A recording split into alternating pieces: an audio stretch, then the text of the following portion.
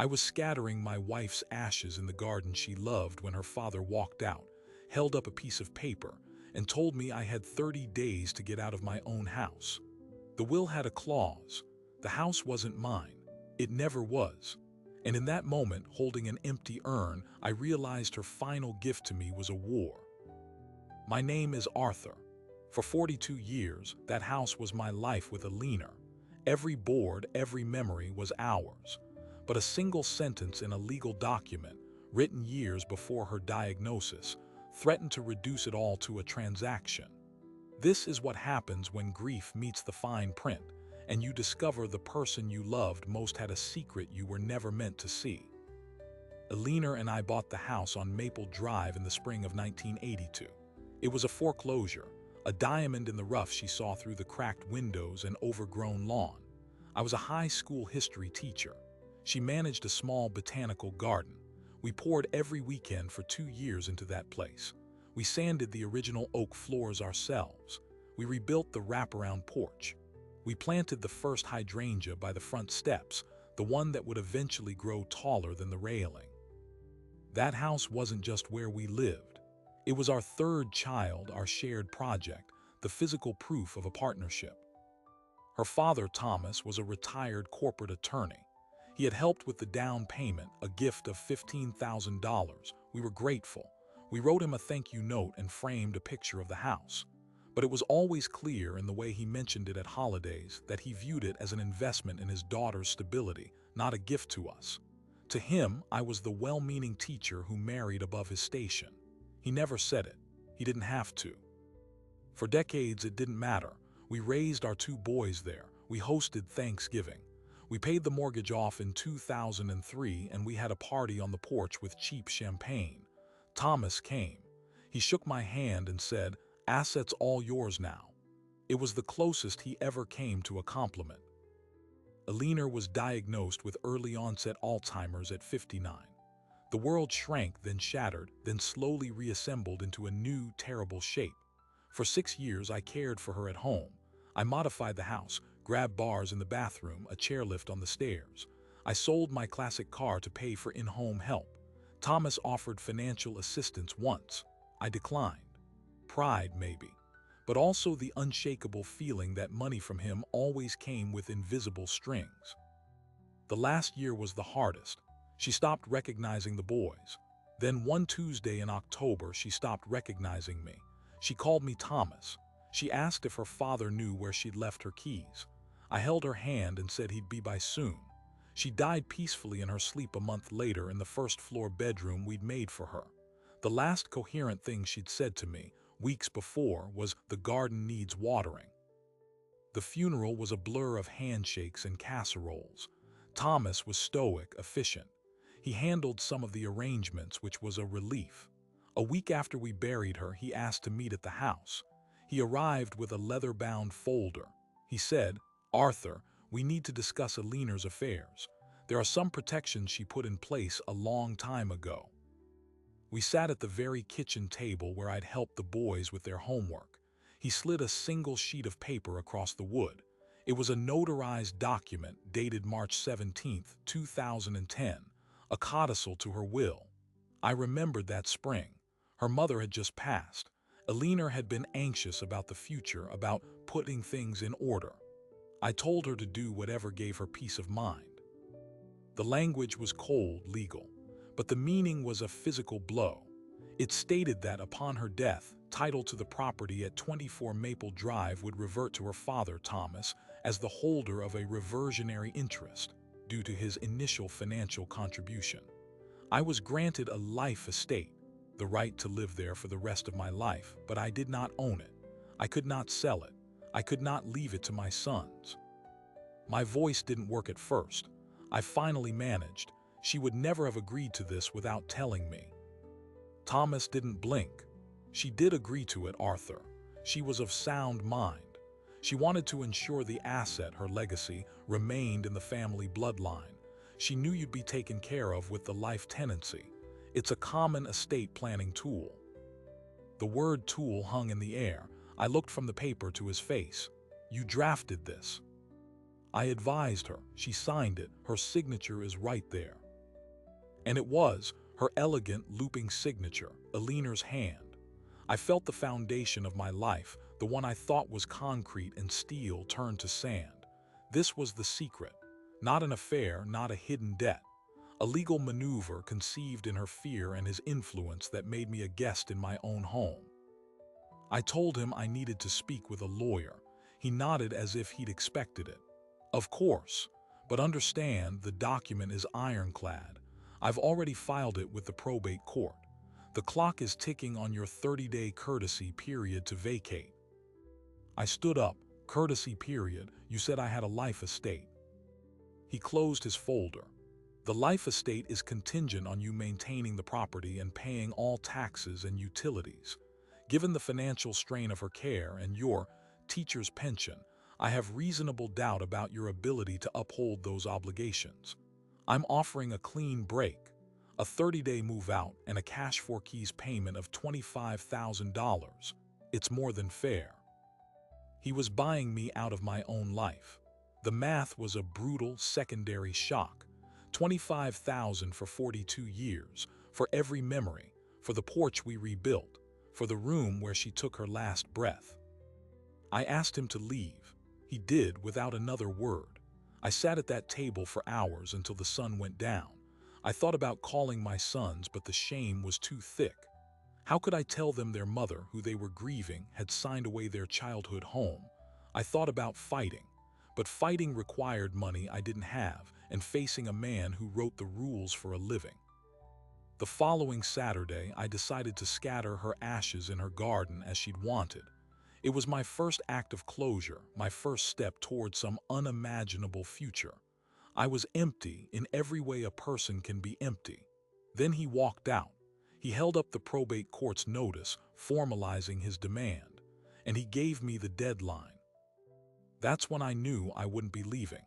That's when the teacher decided to study a new kind of history, the history of his own life, written in law books and property deeds. I had 30 days, and I intended to use every single one of them to tear that ironclad document apart. My first call on Monday morning wasn't to a lawyer. It was to my oldest son, David. I had to tell him the truth before he heard a version of it from his grandfather. He listened in silence as I explained the codicil, the reversion, the 30-day offer. When I finished, he said, "Grandpa can't do that." And I said, "He already has." David, who is a software engineer in Seattle, booked a flight that night. My younger son, Michael, a paramedic in Chicago, called me an hour later. His voice was tight with a confusion I recognized as hurt. "Dad, is this true? Mom would never." He couldn't finish the sentence. I told him I didn't have answers yet, only the document. Their unified, furious support was the first solid ground I'd felt in days. They offered money for a lawyer. I refused. This was my fight. But I accepted their belief in me, which was a currency I desperately needed. I found my attorney through a former student, a woman named Clara Ruiz, who now worked for Legal Aid. She referred me to a colleague, Marcus Thorne, who specialized in probate and elder law. Marcus worked out of a modest office above a bookstore downtown. He was in his 40s with the calm, focused energy of a chess player. I handed him the codicil. He read it once, then again, his finger tracing the lines. He looked up and said, "Arthur, we have problems, but he has bigger ones." Marcus explained the law. A reversionary interest coupled with a life estate was indeed a valid tool, often used in blended families to provide for a spouse, while ensuring children from a first marriage eventually inherit. But its validity hinged on two things: the grantor's full understanding and intent, and scrupulously fair dealing. The fact that the beneficiary of the reversion is the same person who drafted the document and provided the initial consideration, that's a massive red flag. It creates a presumption of undue influence. We can challenge this, Arthur, but we need to move fast. The 30-day notice is a pressure tactic. It has no legal weight if we challenge the underlying document.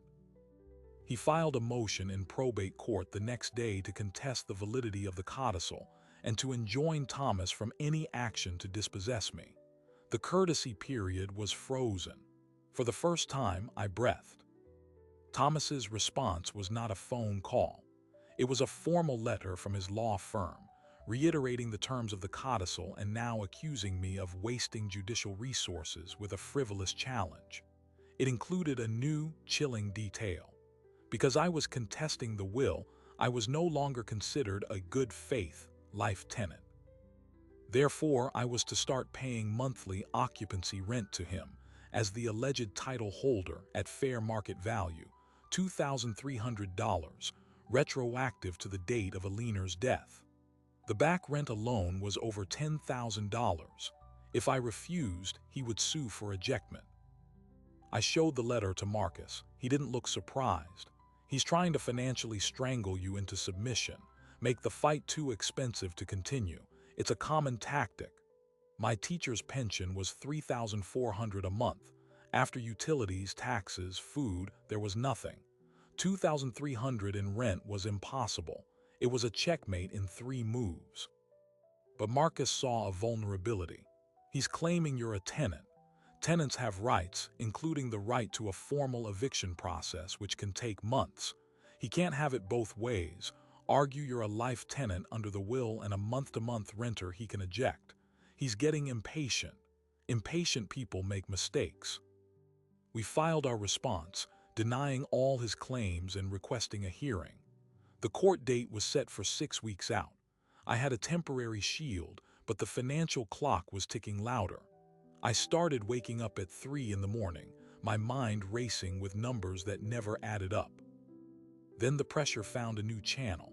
My neighbors. I began noticing cars slowing down as they passed the house. One afternoon, Mrs. Gable from 2 doors over, who had brought us a pie when Aliner died, crossed the street to avoid me. Finally, my friend and fellow retired teacher, Ben, came over. He was awkward, shuffling his feet on my porch. "Art, I don't want to stir anything, but there's a rumor going around that you're trying to steal the house from Aliner's family. That you're keeping it from her rightful heirs." Thomas was playing the long game. He was poisoning the well of our small community, painting me as a greedy widower exploiting a legal loophole. The social isolation was a different kind of eviction notice. I couldn't prove it was him, but I didn't need to. I knew the signature of his strategy. David flew in again. This time, he went to see his grandfather. He told me about it after, his face pale with anger. Thomas had received him in his wood-paneled study. He told David that his mother had been deeply concerned about my financial acumen, that she wanted the house preserved as a legacy asset for her grandchildren, and that my stubbornness was jeopardizing their inheritance. He presented himself as the steward of Aliner's true wishes, protecting the family from my sentimental foolishness. David said, "He believes it, Dad. That's the worst part. He's convinced he's the hero of this story." A week later, the discovery process began. Marcus subpoenaed Thomas's financial records related to the house. We received a box of documents. Among the mortgage papers from 1982, we found the truth about the $15,000 gift. It wasn't a gift. It was a loan. A private, unsecured loan agreement between Thomas and Aliner, with a clause stating it was forgiven upon her death. There was no mention of a reversionary interest.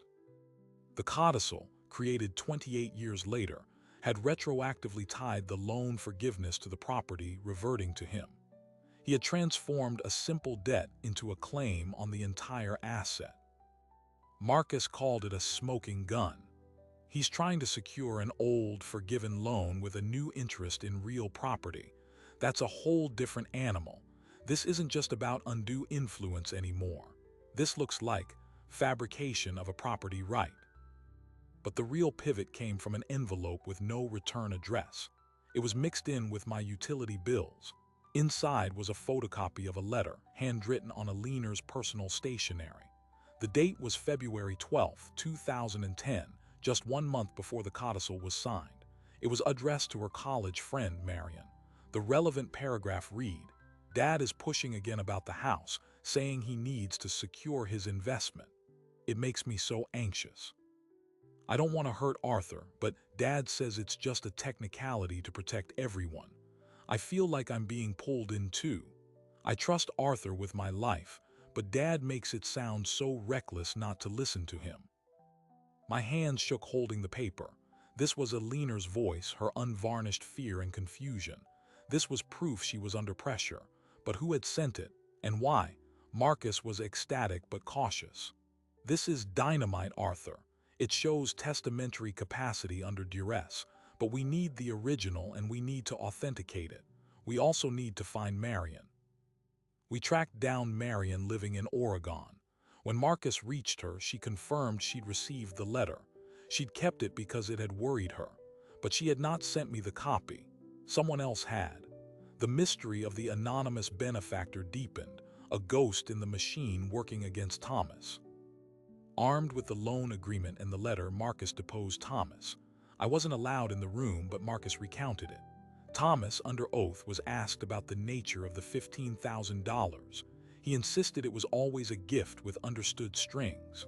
When shown the loan agreement, he claimed it was a formality Alina had insisted on, that the forgiveness clause was always the true intent. When confronted with the letter to Marion, his composure cracked for the first time. He called it a private emotional outburst that meant nothing legally. His attorney objected repeatedly. The deposition ended early. The stakes had escalated from a property dispute to an allegation of fraud upon the court. Thomas's legal strategy shifted from aggressive offense to rigid defense. The hearing was no longer about a life estate. It was about whether a document was born from manipulation. 3 days before the hearing, the anonymous source revealed themselves. I answered the door to find a woman in her 60s, well-dressed, with Alina's eyes. It was her younger sister, Claire. We had never been close. She lived in Boston and had always been under Thomas's thumb. She stepped inside, nervous, and said, "I sent the letter. I've been watching this spectacle. What he's doing to you and to her memory is wrong. He did pressure her. He scared her." She told me she was signing something to make him stop nagging. She didn't understand it. I should have spoken up years ago. Claire agreed to testify. The family was fracturing. Thomas was now fighting his daughter's husband and his own daughter. The personal cost was becoming astronomical. The morning of the probate hearing arrived. The courtroom was different from the grand one in the original story, smaller, quieter, with the feel of a principal's office. Thomas sat with his lawyer at one table, impeccable and stern. I sat with Marcus at the other. Claire sat behind me. My sons flanked her. The judge, a weary-looking man named Judge Harris, took the bench. This was it. The first real battle. Not for the house, not yet, but for the right to fight for it. For the truth of what Alina wanted. Thomas's lawyer stood to present his case for the validity of the codicil, a document he would argue was a prudent mother's final act of care. Marcus prepared to counter with a story of pressure, forgery of intent, and a loan masquerading as a gift. The gavel tapped, and as Thomas's lawyer opened his mouth, I realized the war had only just begun, and the next move would change everything for everyone in that room. Thomas's lawyer began with a masterful performance, painting Alina as a pragmatic woman securing her family's legacy. Then Marcus stood up, held the loan agreement, and asked a single question that changed the temperature of the entire room. If the $15,000 was always intended as a gift with strings, Mr. Whitmore, why did you and your daughter sign a separate, unconditional loan forgiveness agreement in 2008, 2 full years before this codicil was created? The pause was long enough to hear the clock on the wall tick. Thomas adjusted his glasses. That was an administrative update. The intent remained. An administrative update that forgave the debt entirely, with no mention of property reversion, Marcus said, his voice calm. It seems the reversion was an afterthought, added only when you realized the forgiven loan gave you no leverage over the asset. Judge Harris leaned forward. The technical dance had begun. Marcus presented the paper trail, the original loan, the forgiveness update, then the codicil. He argued sequence proved intent. Thomas, seeing his financial leverage disappear, constructed a new property-based claim. It was a theory, but it fit the facts. Then Marcus called Claire to the stand. Her testimony was quiet, devastating. She described her father's persistent conversations with Alina about the house being the only solid asset. She recounted Alina's anxiety, her fear of conflict, her desire to be a good daughter. When Marcus showed her the letter, Claire identified her sister's handwriting and state of mind. She was signing to get peace, not to create a legacy.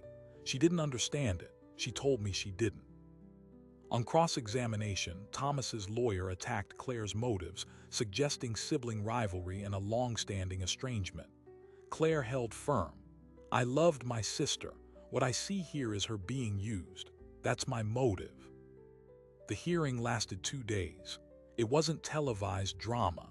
It was a slow, meticulous dismantling of a narrative. Judge Harris took the matter under advisement. We left the courtroom with nothing decided, only the awful weight of waiting. The ruling came 3 weeks later in a 10-page document.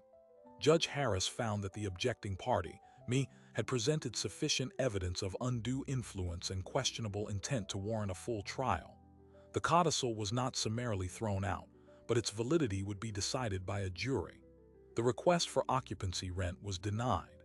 The injunction against Thomas taking any action to remove me was made permanent pending trial. It was a victory, but a costly, intermediate one. The war was now officially scheduled, with a price tag in the tens of thousands. Thomas's next move was a settlement offer, $50,000 to walk away, sign a quitclaim deed, and leave within 60 days. It was double his first offer, an admission that his position was weakening. Marcus advised me to consider it. "A trial is a gamble, Arthur. Juries are unpredictable. This is life-changing money, clear and free." I sat at my kitchen table that night, the offer letter in front of me. $50,000. It was security. It was an escape from the relentless stress. I could buy a small condo, have a cushion. But it was also a ransom payment for my own history. I thought of Alina in the garden, of the porch swing where we'd talk for hours. I couldn't sell her memory or mine for $50,000. I said no. The decision to go to trial meant discovery intensified. We subpoenaed Thomas's full financial records, looking for any pattern of similar transactions. What we found was worse than a pattern. It was a blueprint. In the records of his law firm's trust accounts, we found 2 other nearly identical transactions from the past 15 years. Both involved elderly female clients with modest estates. In both cases, Thomas had provided a personal loan for a property down payment, later forgiven via a codicil that granted him a reversionary interest. In one case, the woman's nephew had contested it, and Thomas had settled quietly. In the other, the woman had no living heirs. Thomas had sold the property upon her death and kept the proceeds. Marcus showed me the documents. "This isn't just about you, Arthur. This is a pattern. He's run this play before. It's a predatory estate planning scheme targeting vulnerable people who trust him." The case was no longer just Arthur versus Thomas. It was about fraud. Marcus filed a motion to amend our complaint to include allegations of a fraudulent scheme and to seek punitive damages. He also sent the information to the State Bar Association. The scandal broke locally. A reporter from the regional paper got wind of the amended complaint. A story ran with the headline, "Prominent Attorney Accused of Predatory Inheritance Scheme." Thomas's reputation, his most prized asset, began to crumble. He withdrew his settlement offer. His response was a countersuit for defamation, claiming we had maliciously damaged his professional standing. The personal toll became physical. I lost 15 pounds. I developed a tremor in my left hand. My sons worried constantly. David moved back temporarily, working remotely from my living room to be my support. The house, the place I was fighting for, felt like a bunker under siege. Then the "wait, it gets worse" moment arrived. It came from an unexpected source, the title company that had handled the original purchase in 1982. During a routine deposition, a retired title officer named Brenda Shelton was asked to produce the original file. She found something everyone had missed: the deed. It wasn't in just Alina's name. It was in both our names. Arthur and Alina Mitchell as joint tenants with right of survivorship. I had always believed that because Thomas's money was involved, the house was in Alina's name alone. But Brenda produced the signed, recorded deed. We were both on it, joint tenants. When one joint tenant dies, the property automatically, by operation of law, passes to the surviving tenant. It bypasses the will entirely. A will, or a codicil, cannot sever a joint tenancy unless specific legal steps are taken before death. No such steps were in any file. Marcus stared at the document in his office, then started to laugh, a sound of pure, stunned relief. "He's been fighting you for a house you already own, Arthur. The codicil is legally meaningless. It attempted to dispose of property that wasn't hers to give away alone upon her death. It was an impossible wish, a legal nullity." The foundation of Thomas's entire case vanished in an instant. The reversionary interest, the life estate, the rent demands, all of it was built on a fatal flaw. He had either missed the deed form 40 years ago, or he had arrogantly assumed he could override it. Marcus filed an emergency motion for summary judgment. Thomas's legal team, seeing the abyss, went silent for a week. Then they requested a private settlement conference. We agreed. It was held in a neutral conference room. Thomas was there, but he looked diminished, an old man in a suit that suddenly seemed too big. His lawyer did the talking. They would drop all claims. They would withdraw the defamation suit. They would sign a quitclaim deed confirming my sole ownership.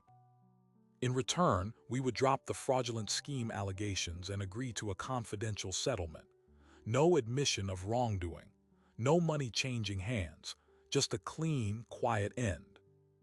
Marcus looked at me. It was my call. This was victory, total, unequivocal victory. The house was mine, free and clear. But it meant letting Thomas walk away without public accountability for the other women, without answering to the bar. I thought of Alina's letter, her anxiety. I thought of the other names in those trust account records. I wanted him exposed. I wanted him to pay. But I also wanted my life back. I wanted to sit on my porch without a knot in my stomach. I wanted my sons to stop worrying. I wanted to remember Alina in the garden, not in a courtroom. The moral high ground was a cold, lonely place. I took a deep breath. I thought about what I had really been fighting for, the right to my own peace. I agreed to the terms. The documents were signed within 48 hours. The probate court dismissed the case with prejudice. It was over. The day after the settlement was finalized, I stood in the backyard by the hydrangeas. The legal war had ended, but a different kind of reckoning was just beginning. I had the house. I had the deed. But I also had the hollow space where a family used to be, and the complicated truth about the woman I loved. Winning in court didn't erase the betrayal or the grief or the years lost to this battle. It just gave me the quiet to finally feel them. And as I looked at the empty urn sitting on the garden bench, I realized the hardest part wasn't fighting for my home. It was figuring out how to live in it again, now that I knew what it had cost. The first thing I did after the settlement was take the empty urn from the garden bench and bury it at the base of the hydrangea. It wasn't a ceremony. It was a necessity, like closing a wound. I couldn't look at it anymore. Then I went inside and took down the legal calendar Marcus had given me, the one with every court date and deadline circled in red. I threw it in the recycling bin. The silence that followed was immense, and it took weeks to learn how to move through it without flinching. David went back to Seattle. Michael returned to Chicago. We talked every Sunday, but the conversations were careful at first, orbiting the void where the conflict had been. They were worried about me being alone in the house. I was worried about the same thing. But slowly, the rhythm of ordinary life began to reassert itself. I mowed the lawn. I fixed a leaky faucet. I made a pot of coffee and drank it on the porch, watching the sunrise. Each mundane act felt like a reclamation. Claire and I stayed in touch. She called every few weeks. We didn't talk about Thomas. We talked about Alina. She shared stories from their childhood I'd never heard, silly, bright memories that had been buried under decades of family tension. One story about Alina trying to build a treehouse and falling into a pile of leaves made me laugh for the first time in a year. Claire said, "She was so much more than his daughter, Arthur. She was her own person. I think we both forgot that sometimes." That conversation was a kind of forgiveness for both of us. I received the quitclaim deed in the mail, signed and notarized by Thomas. I framed it and hung it in my study next to a photo of Alina in the garden. It wasn't a trophy. It was a reminder. Some things are worth the fight, and some fights leave scars on everyone involved. I didn't hear from Thomas again. Marcus told me in strict confidence that Thomas had voluntarily surrendered his law license and moved to a retirement community in Florida. The state bar had begun an investigation based on our filed motion, and he chose to retire rather than face the proceedings. There was no public reckoning, just a quiet exit. I felt no triumph, only a hollow sadness for the ruin he had made of his own legacy. The house was mine, but it felt different. The rooms held echoes of the battle now, alongside the memories. I decided to change one thing to mark the new beginning. I repainted the kitchen, which had been a pale yellow Alina chose. I chose a soft, warm gray.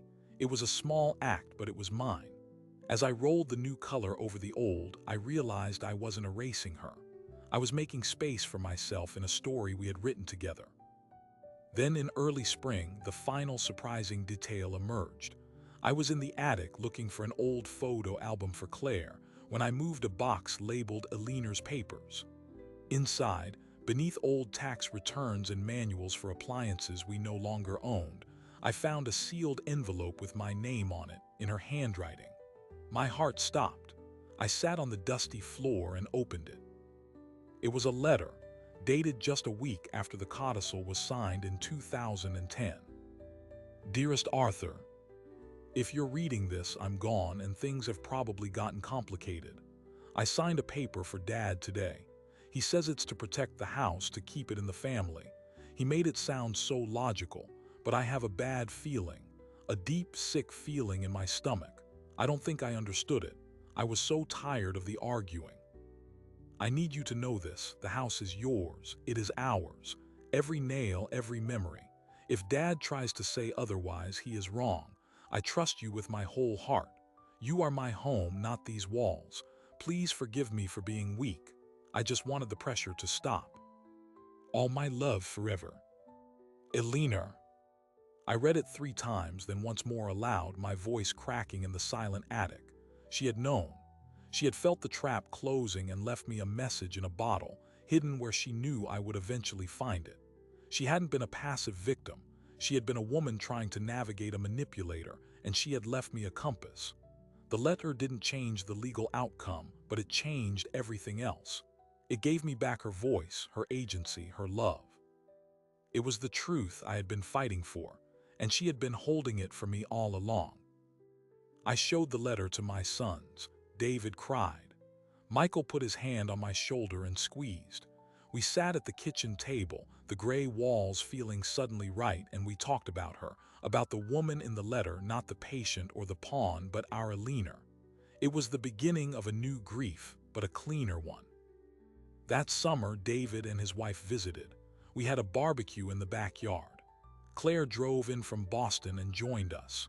We didn't talk about the lawsuit.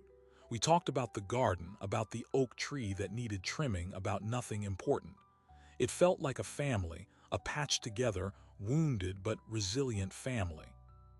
In the fall, I started volunteering at the local history museum, giving tour to school groups. Talking about the past, a past that wasn't my own, helped me put my own history in perspective. One day, a 10th grader asked me why people fight over old things.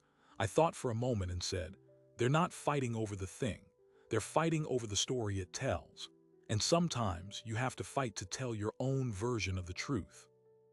The final loop closed on a cold, bright day in January. I was shoveling snow from the driveway when a car pulled up.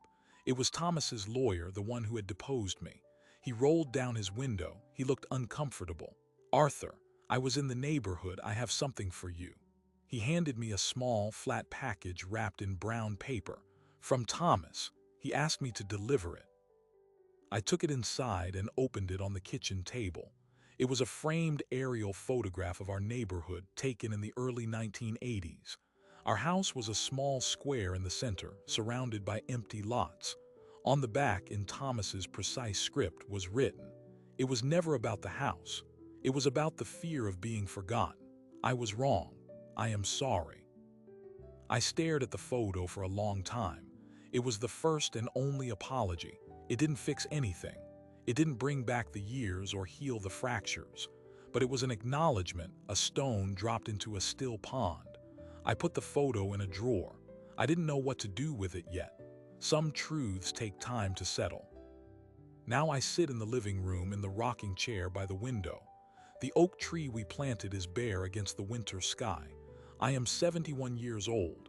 I live in a 4-bedroom house on Maple Drive. I have the deed. I have my sons. I have a letter in a box in my study that gives me peace. The foundation, tested almost to breaking, held.